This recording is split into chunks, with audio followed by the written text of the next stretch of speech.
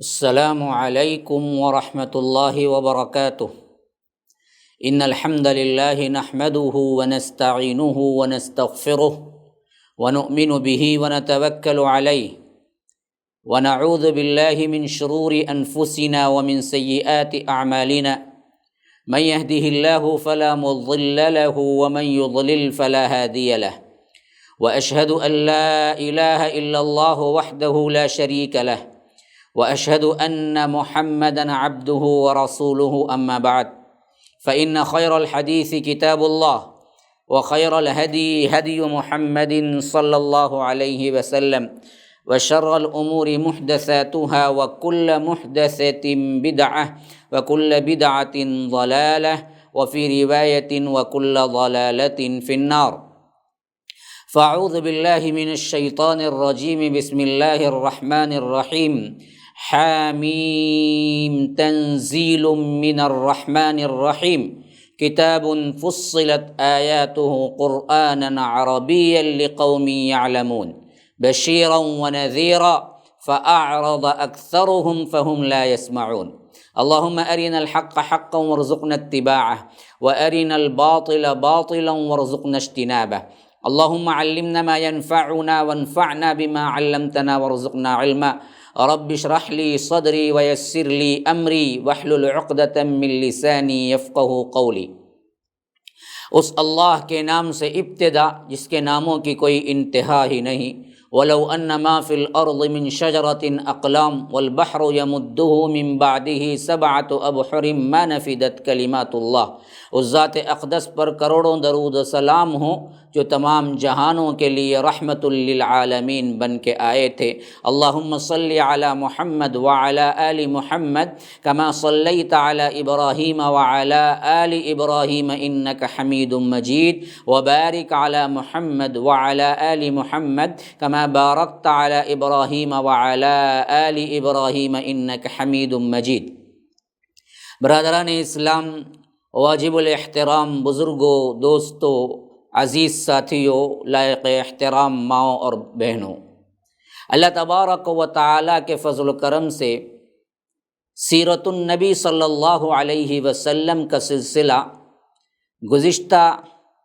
کئی ایپیسوڈ سے آپ کے سامنے جاری و ساری ہے۔ الحمدللہ گزشتہ کے درس میں ہم لوگ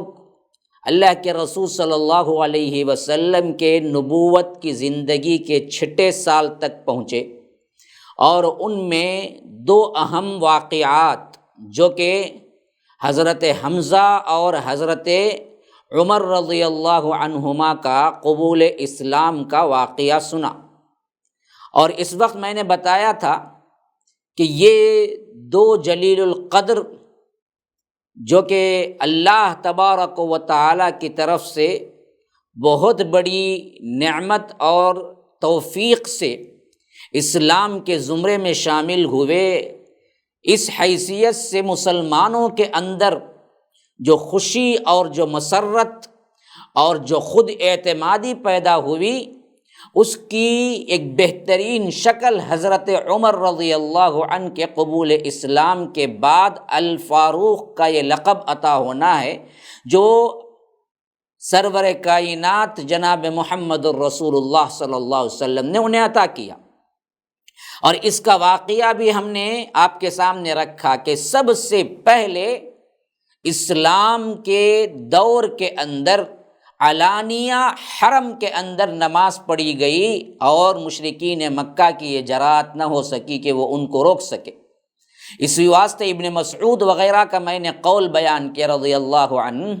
کہ انہوں نے کہا کہ اسلام خفیہ رہا یہاں تک کہ حضرت عمر اسلام قبول کر لیے، تب کہیں جا کے ہم علانیہ عبادت کر سکے۔ ان دونوں بطل جلیل، ان دونوں کے قبول اسلام کے بعد مشرکین مکہ جو کہ اب تک ظلم اور مسلمانوں پر انتہائی مظالم دے کر خوشی محسوس کرتے تھے، اور ایک طرح کی جو بدمستی چھائی ہوئی تھی کہ یہ لوگ ہماری ایذائیں سہ نہیں پائیں گے اور ایک نہ ایک دن آ جائیں گے ریٹرن ہمارے آباء و اجداد کے مذہب پر۔ یہ دراصل زبردست تماچا تھا ان لوگوں کو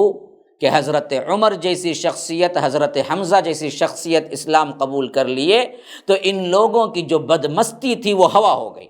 اب وہ سوچنے لگے اور غور و فکر کرنے لگے، بڑا سنجیدہ مزاج اپنے آپ کو بنا لیا کہ آخر اس کو روکنے کے لیے ہم کیا تدبیر کریں۔ اور اس میں ان لوگوں کا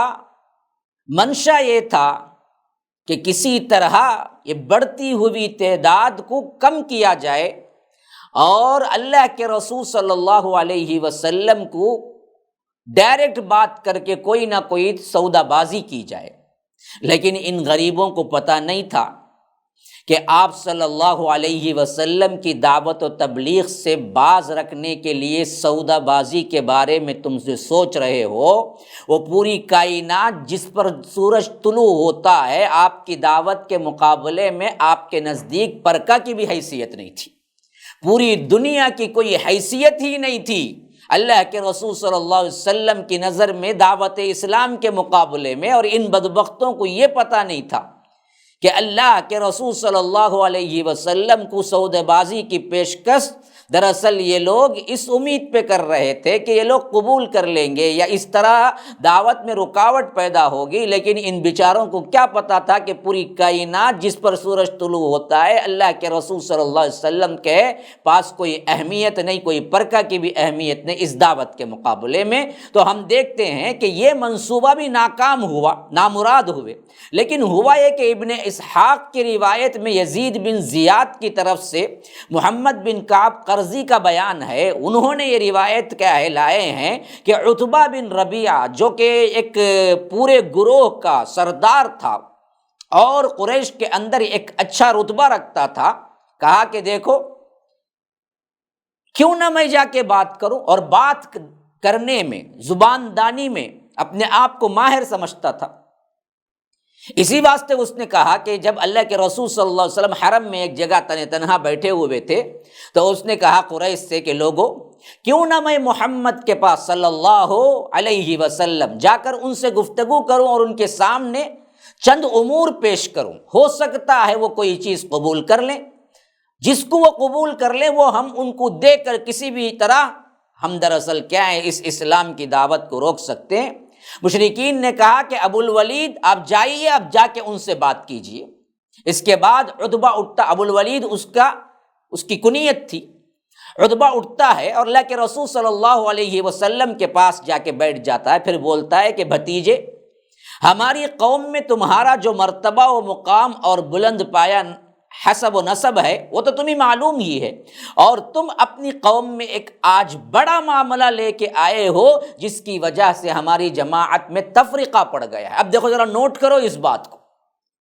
توحید کی بات آج بھی کرتے ہیں تو جو توحید کو صحیح نہیں سمجھتے ہیں سادہ لوگ مسلمانوں کو علماء سو اسی طرح بھڑکاتے ہیں کہ ہم تو پورے اچھے کیا ہیں مل جل کے رہتے تھے، یہ آیا اور کہا کہ فلاں کیا ہے کام شرک ہے، فلاں کیا ہے ایسا ہے، تو تفریقہ یہ ڈالتا ہے، یہ ٹکڑے کرتا ہے، یہ فرقے پرستی کی بات کرتا ہے، ہم تو کیا ہے سب کو ملا کے لے جاتے ہیں۔ یہی بات مشرکین بھی اللہ کے رسول صلی اللہ علیہ وسلم کو کہتے تھے۔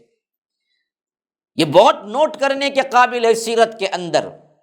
سیرت کو ایک کہانی قصے کے طور پر سننا نہیں ہے، ہمیں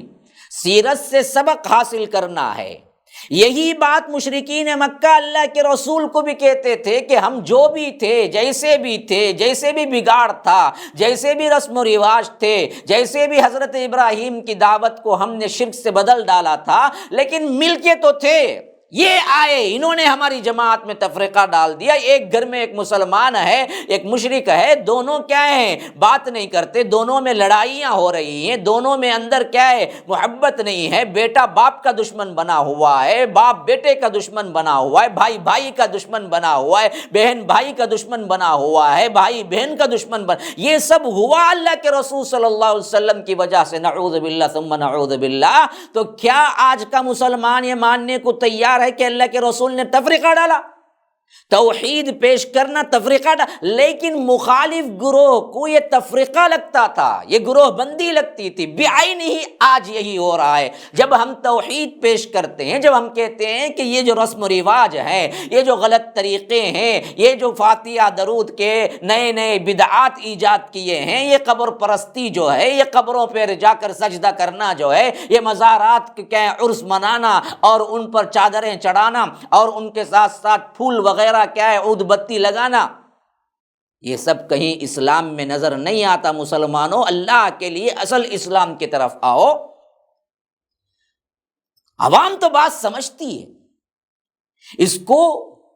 بہکانے والے وہ علماء سو ہیں جو کہتے ہیں کہ دیکھو جی، ہم جو بھی تھے مسلمان تھے، لا الہ الا اللہ محمد الرسول اللہ تو پڑھتے تھے نا،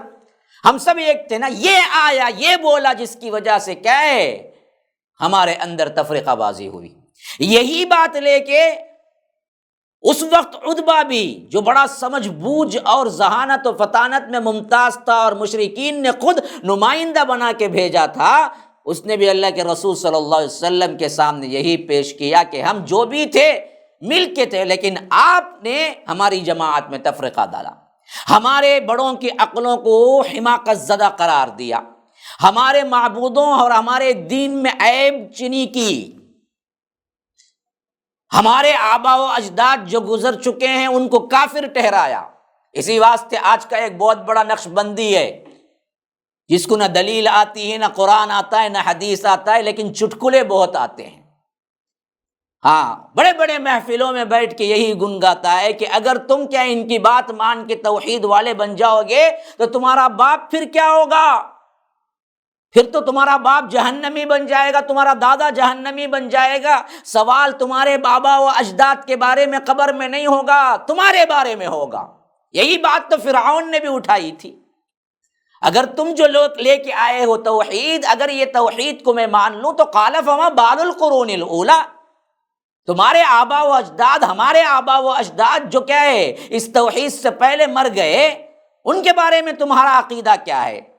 حضرت موسیٰ نے بڑا بہترین جواب دیا۔ یہی جواب اس نقش بندی کو میں بھی دیتا ہوں کہ حضرت موسیٰ نے کہا قال علمها عند ربی فی کتاب،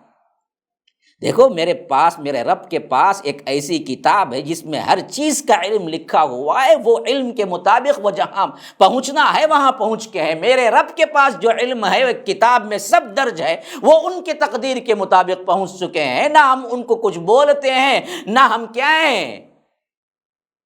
اس کی تردید کرتے ہیں۔ ان کا نتیجہ جو تھا وہ ان کا اور رب کا معاملہ ہے، رب جانتا ہے ان کے ساتھ کیا معاملہ کرنا ہے۔ قال علمها عند ربی فی کتاب، ارے بدبخت سن، جتنے بھی اوپر پہلے چلے گئے جن کو توحید کی دعوت نہیں پہنچی، ہم ذمہ دار نہیں ہیں، اور ان کا رب جانتا ہے، ہمارا رب جانتا ہے کہ وہاں ان کے ساتھ کیا سلوک ہونا ہے۔ لا یضل ربی ولا ینسیٰ، میرا رب نہ بھٹکتا ہے نہ بھولتا ہے، بس یہی جواب ہے۔ تو یہاں پر بھی عتبہ نے یہی کہا کہ ہمارے باپ دادا جو گزرے ان کے اوپر کیا، اللہ کے رسول نے اس بات کا جواب ہی نہیں دیا۔ اب سنو ذرا غور سے۔ پھر اس کے بعد اس نے کہا کہ بھتیجے ذرا غور سے سنو میری بات، میں چند امور تمہارے سامنے پیش کرتا ہوں، تم مجھے بولنے کا موقع دو گے؟ اللہ کے رسول مسکرائے، تبسم فرمایا، کہا کہ ہاں ہاں بولو بولو ابو الولید، جب تک تم بولو گے تب تک میں سنوں گا، میں تو سننے کے لیے تیار ہوں۔ بات سننا سنانا، اسی تو اصل میں کیا ہے توحید پھیلتی ہے، یہ لوگ سننا ہی نہیں چاہتے، یہی بس مسئلہ ہے۔ اسی واسطے اللہ کے رسول نے کہا کہ ابو الولید تم جب تک بولو گے میں سنوں گا، بولو تم کیا ہے۔ تو عتبہ نے کہا کہ بھتیجے دیکھو، اگر تم اس کو یعنی اس دعوت کو لانے کا منشا اور مقصد پیچھے یہ ہے کہ تم بہت بڑا مرتبہ حاصل کر لو، مالدار بن جاؤ، تو ہم مکے کا امیر ترین آدمی آپ کو بنا دیتے ہیں اور آپ کی سرداری بھی قبول کر لیتے ہیں، یہاں تک کہ اتنا بڑا سردار مان لیں گے کہ کوئی بھی فیصلہ تمہارا جب تک مشورہ نہیں آئے گا نہیں کریں گے۔ اگر یہ منشا ہے آپ کا، سردار بننا ہے تو سردار بنا دیتے ہیں، مالدار بننا چاہتے ہو پورا مال اکٹھا کر کے لا کے رکھ دیتے ہیں، نہیں تم پورے سردار نہیں بلکہ اطراف و اکناف کے قبائل کے بادشاہ بننا چاہتے ہو تو بادشاہ بنا دیتے ہیں، ہم اس کے لیے بھی تیار ہیں۔ نہیں، معاملہ یہ سب نہیں ہے، معاملہ کچھ دوسرا ہے کہ تم پر کوئی جن بھوت آتا ہے جسے تم دیکھتے ہو اور تم اپنے آپ سے اسے دفع نہیں کر سکتے، تو ہم تمہارا علاج کروا دیتے ہیں۔ یہ دیکھیے الٹی گنگا کیسی بہہ رہی ہے، جہاں سب کا علاج موجود تھا۔ خود اللہ کے رسول صلی اللہ علیہ وسلم نہیں سمجھنے کی وجہ سے وہ کہہ رہا تھا کہ آپ پر کوئی جن بھوت آتا ہے تو ہم اتارنے کا انتظام کر دیتے ہیں، اصل جن بھوت تو ان پہ آیا ہوا تھا، عتبہ پہ۔ یہی حال آج کا بھی ہے۔ یہ جتنے بدبخت اٹھ کے کہہ رہے ہیں کہ توحید بالکل صاف شفاف بات سمجھ نہیں آتی، یہ سمجھتے ہیں کہ ہم پاگل ہیں، اصل میں ان پر جن بھوت آیا ہوا ہے، یہ جا کے درگاہ میں جن بھوت اتارنے کا کام کرتے ہیں۔ کتنی الٹی گنگا بہہ رہی ہے اور کتنی سملیرٹیز ہیں آج کے مشرکین اور اس دور کے مشرکین میں۔ دیکھیے یہی بات وہ بھی سمجھتے تھے، آج بھی ایسا ہی عام سادے لوگ مسلمان سمجھتے ہیں کہ جن بوت اتارنا ہے تو درگاہ میں جا کے کیا ہے باندھ کے رکھ دو، وہ قبر میں پڑھ کے سجدہ کرتا رہے گا تو جن چھوڑ گیا۔ آجی جو چھوڑ کے جانے والا تھا وہ بھی نہیں چھوڑ کے جائے گا، یہ حالت ہو جائے گی۔ یہی حال ہو رہا ہے، جو چھوٹا مریض تھا اسے درگاہ کو لے کے گئے اور وہ اور زیادہ مریض ہو گیا، پرماننٹ مریض ہو گیا۔ جو عارضی مریض تھا وہ پرماننٹ ہو گیا۔ یہی بات عتبہ بھی کر رہا تھا، اگر تمہارے پاس ایسا کوئی مسئلہ تھا تو اس کے لیے بھی ہم کوشش کرتے ہیں، اور بڑے بڑے جو جھاڑ پھونک کرنے والے ہیں ان کو بلا کے جھاڑ پھونک کرواتے ہیں، اگر یہ مسئلہ ہے تو اس کو بھی ہم کرتے ہیں۔ عتبہ یہ باتیں کہتا رہا، اللہ کے رسول صلی اللہ علیہ وسلم خاموشی سے سنتے رہے۔ جب یہ فارغ ہو چکا تو آپ نے فرمایا کہ ابو الولید بات پوری مکمل سنا چکے؟ کہا کہ ہاں، جو باتیں میں کہنے آیا تھا وہ سب کے سب میں آپ کو سنا چکا ہوں۔ کہا کہ ٹھیک ہے، اب میری سنو گے؟ تو کہا کہ بالکل صحیح بات ہے، آپ نے اتنی دیر میری بات سنی ہے تو آپ کی بھی تو سنوں گا میں۔ تو اللہ کے رسول اوپر اٹھائے گئے کسی سوال کا جواب نہیں دیا، یہی ہے حکمت۔ اس نے پہلا سوال یہ اٹھایا کہ تم نے تفرقہ ڈالا، دوسرا سوال یہ اٹھایا کہ تم نے اپنے ہمارے باپ داداؤں کو کیا ہے غلط کہا، گمراہ کہا، تیسرا سوال یہ اٹھایا کہ مال چاہتے ہو تو مال دے دیتے ہیں، بادشاہت چاہتے ہو تو بادشاہت دے دیتے ہیں، جن وغیرہ کا کوئی مسئلہ ہے تو وہ حل کر دیتے ہیں۔ تو اب اللہ کے رسول لوگ کیا سمجھتے، ہم ان کے جواب نہیں دیے تو یہ جواب نہیں دیے، بھاگ گیا، فلاں ہو گیا۔ ارے جہاں جواب دینا نہیں ہے رسول کے اس میں وہاں ہم جواب دیتے ہی نہیں ہیں، یاد رکھیے۔ اللہ کے رسول نے جواب دینا تھا تو کیا دینا تھا؟ نہیں میں نے تمہارے آبا و اجداد کو گمراہ نہیں کہا، نہیں میں نے تفرقہ نہیں ڈالا، نہیں میں نے کیا ہے میرا مقصد پیسہ کمانا نہیں ہے۔ ان تمام باتوں کا جواب ایسے ہی دینا چاہیے تھا نا۔ اس میں ملتا کہ اللہ کے رسول نے کہا کہ سنو گے میری بات؟ ہاں سنوں گا۔ تو اللہ کے رسول صلی اللہ علیہ وسلم نے ایک لفظ بھی نہیں کہا تو صرف یہ کہا بسم اللہ الرحمن الرحیم، حامیم تنزیل من الرحمن الرحیم، کتاب فصلت آیاته قرآنا عربیا لقوم یعلمون بشیرا ونذیرا فأعرض اکثرهم فهم لا يسمعون وقالوا قلوبنا في أكنة مما تدعونا الیہ وفی آذاننا وقر ومن بیننا وبینک حجاب فاعمل اننا عاملون۔ پڑھتے جا رہے ہیں سورہ فصلت کی آیات، یہ دم بخود ہو کے بیٹھ کے سن رہا ہے، اپنی تمام تر کیا ہے سوالات کو اپنے بنا کے لانے والے بیان کو سب کو بھول چکا، اور یہ دم بخود ہو کے قرآن سن رہا ہے، اور اللہ کے رسول صلی اللہ علیہ وسلم پڑھتے جا رہے ہیں حامیم۔ یہ رحمان الرحیم کی طرف سے نازل کی ہوئی ایسی کتاب ہے جس کی آیتیں کھول کر بیان کر دی گئی ہیں۔ عربی قرآن ان لوگوں کے لیے جو علم رکھتے ہیں، بشارت دینے والا، ڈرانے والا ہے، لیکن اکثر لوگ اعراض کرتے ہیں اور سنتے نہیں ہیں، کہتے ہیں کہ جس چیز کی طرف تم ہمیں بلاتے ہو ہمارے لیے دلوں میں اس کے لیے پردہ ہے، کانوں پہ بوجھ ہے، ہم سن نہیں سکتے۔ تو اللہ کے رسول پڑھتے جا رہے ہیں حتیٰ کہ عتبہ اپنے دونوں ہاتھ پیچھے زمین پر ٹیکا لگائے چپ چاپ سنتا جا رہا ہے۔ جب آپ سجدے کی آیت پر پہنچے اور آپ نے سجدہ کیا اور پھر فرمایا ابو الولید تمہیں جو کچھ سننا تھا وہ سن چکے، اب تم جانو اور تمہارا کام جانے۔ ہم بھی ان سب کے جوابات، جو نقش بندی ہو، سحر وردی ہو، قادری ہو، چشتی ہو، کوئی اور ہو، ان سب کو ہم قرآن سناتے ہیں، بس سنو سمجھو، اگر ہدایت تمہارے حصے میں لکھی ہوئی ہے تو ضرور مل جائے گی۔ اب عتبہ اٹھا، ایسا سن کے اس کے اندر ایسی کیفیت پیدا ہو چکی تھی، سیدھا اپنے ساتھیوں کے پاس آیا تو ساتھی دیکھ کر ہی کہنے لگے، اللہ کی قسم ابو الولید،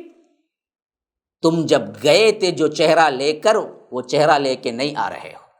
ضرور چہرے میں بھی تبدیلی، اتنی تبدیلی ہو چکی تھی کہ چہرے سے بھی پہچان رہے تھے مشرکین، دیکھتے ہی کہہ دیا کہ واللہ وہ چہرہ نہیں جو چہرہ لے کے تم خوشی خوشی گئے تھے کہ میں سمجھا دوں گا، یہ تو بالکل بدلا ہوا چہرہ لے کے آ رہے ہو۔ اور پوچھا ابو الولید کیا خبر ہے جو جا کے آئے تھے، کیا ہوا تمہیں؟ اس نے کہا میں ایسا کلام سنا ہوں، ویسا کلام واللہ میں نے کبھی نہیں سنا، خدا کی قسم نہ وہ شعر ہے، نہ جادو ہے، نہ کہانت ہے، قریش کے لوگوں میری بات سنو۔ اب دیکھو، ابھی رکانے گیا تھا، ابھی اسی کا دائی بن کے کہہ رہا ہے کہ قریش کے لوگوں میری بات سنو، اس معاملے کو مجھ پر چھوڑ دو، میری رائے یہ ہے کہ اس شخص کو اس کے حال پر الگ تلگ چھوڑ دو، خدا کی قسم میں نے جو ان کا قول سنا، یعنی قرآن جو سنا، وہ کوئی زبردست واقعہ رونما ہو کر رہنے والا ہے۔ ایک کافر بھی چند منٹوں کے لیے قرآن سنا تو جان لیا کہ یہ ایک ریولیوشن والی کتاب ہے، یہ ایک انقلابی کتاب ہے، یہ کتاب کے آنے کے بعد بہت بڑا انقلاب ہونے والا ہے۔ پھر اس نے کہا کہ اگر اس شخص کو عرب نے مار ڈالا تو تمہارا کام دوسروں کے ذریعے انجام ہو جائے گا، اگر یہ شخص عرب پر غالب آ گیا تو اس کی بادشاہت تمہاری بادشاہت، اس کی عزت تمہاری عزت ہوگی، اس کا وجود سب سے بڑھ کر تمہارے لیے سعادت کا باعث بنے گا، اس واسطے انہیں ان کے کام پہ چھوڑ دو۔ لوگوں نے کہا کہ ابو الولید خدا کی قسم تم پر بھی اس کا جادو چل گیا ہے۔ یہی حالت ہوتی ہے نا جی، کسی بندے کو جاسوس بنا کے بھیجتے ہیں، وہ نقش بندیہ، سحر وردیہ، چشتیہ، قادریہ ہمارے پاس، ہم تو قرآن و سنت پیش کرتے ہیں کہ بندہ جو جاسوسی بن کے آتا ہے وہ خود پلٹ کے توحید والا بن جاتا ہے، جب واپس پلٹ کے ان کو سمجھانے جاتا ہے نا تو وہ لوگ بولتے ہیں ارے اسے بھیجنا ہی غلط تھا بھائی، یہ بھی انہی کی گانے لگائے۔ یہی حال یہاں پر ہو گیا تھا، عتبہ کو جب بھیجا، عتبہ نے آ کے کہا کہ یہ تو بہت بڑا واقعہ کوئی رونما ہونے والا ہے، اگر یہ بادشاہت اور پورے عرب پر غالب آ جائیں گے تو یہ ہماری ہی عزت ہوگی، چھوڑ دو۔ تو لوگوں نے کہا کہ ابو الولید جادو تم پر بھی ہو گیا ہے۔ عتبہ نے کہا کہ ہرگز نہیں، میری رائے جو ہے وہ میں نے اپنے تجربے میں ایسی بات کبھی نہیں سنی، اس واسطے کہہ رہا ہوں، رہی مرضی تمہاری تو تم جو چاہے کرو۔ دوسری روایت میں اور بہترین بات آئی ہے کہ اللہ کے رسول صلی اللہ علیہ وسلم نے جب تلاوت شروع کی اور تلاوت کرتے کرتے 13ویں آیت پہ پہنچے، فَإِنْ أَعْرَضُوا فَقُلْ أَنذَرْتُكُمْ صَاعِقَةً مِثْلَ صَاعِقَةِ عَادٍ وَثَمُودَ کہ پس اگر تم نہیں مانو گے اس بات کو تو میں کہہ دیتا ہوں تمہیں کہ عاد و سمود جیسی کڑک تمہیں بھی آ پکڑے گی، بجلی آ پکڑے گی۔ تو عتبہ تھر تھرا کے کھڑا ہو گیا اور اللہ کے رسول صلی اللہ علیہ وسلم کی زبان، اللہ کے رسول کے منہ مبارک پر ہاتھ رکھ کے کہنے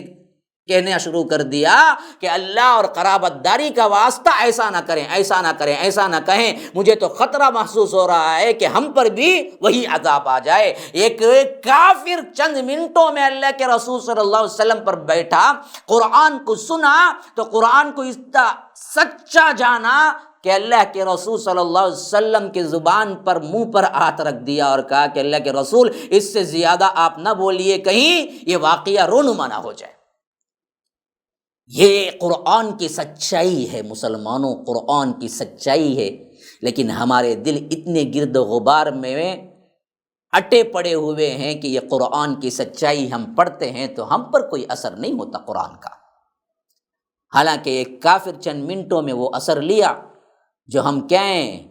تراویح میں ہر رمضان میں یعلمون تعلمون کے دورے کرتے ہی رہتے ہیں لیکن کبھی کوئی اثر نہیں ہوتا۔ کیوں؟ وجہ دیکھو، تلاش کرو،